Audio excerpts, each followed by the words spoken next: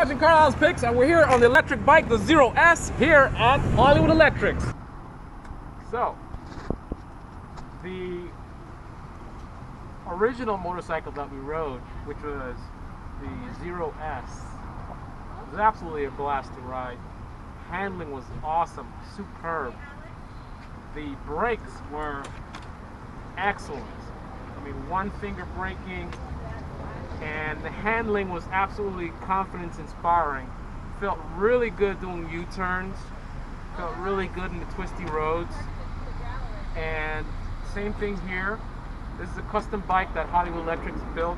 They can build it for you. They bumped up the torque to over 100 pounds of torque, and the horsepower is 70. This is certainly much more of a handful than the standard bike. You can definitely feel the difference. It's a significant difference in terms of the power on this thing. I mean, it's a little bit of a handful. You got to get used to it. The other bike is more, you know, out of the box. Within 5-10 minutes, you feel super comfortable, super confident, going into twisted turns, leaning it, U-turn, zipping through traffic, and just screaming out of the turns. I mean, when you get out of the turn, you get all this instant torque. As soon as you twist the throttle, you get this instant power that just pulls you straight out of the turn, and it's just amazing. Again, it's instant power. It's one gear. You're not changing gears, no transmission, there's no clutching and stuff like that.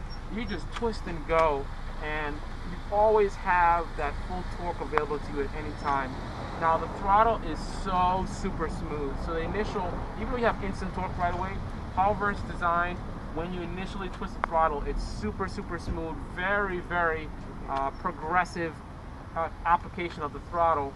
But on this bike, where it's a little bit more powerful, you do have to be careful when you twist it, and you can start going very aggressively, and you roll off, and you can twist it again. Sometimes you can get a little, not crazy, but you get a little, because it's a lot of power, so you might get a little jerky. But for the most part, really smooth. I'm just really impressed all around with the motorcycle. The only complaints I would say are, you know, I mean, number one, you got to get used to it. You're expecting a clutch pedal to be there. You're expecting a gear shift lever to be there. It's not really negative. It's a different type of bike. You definitely have to get used to it. And I would say it would be nice to have a stabilizer bar on the bikes, I guess, because the wheels are so small. So you do get a little bit of head shake. Depending on what you're doing, it's not like a guarantee. That's just how the bike is. But if you're accelerating really hard, you're going up to really high speeds, you know, you get that. In the city, you're fine. If you're in the city, you got no problem. You get full throttle, you pull out, accelerate, you pass people, do whatever you want to do, good to go. But if you start getting up, accelerating hard into 80, 90, then you might get a little shake. Depends on things. So you might want to be a little bit smoother than that. Cruising at 75 or whatever, you're good to go. Again, it's really the hard acceleration is where it comes in. Hard acceleration at high speeds. It's where I feel like I need a stabilizer bar. Other than that, exciting. These bikes are really lots of fun to ride.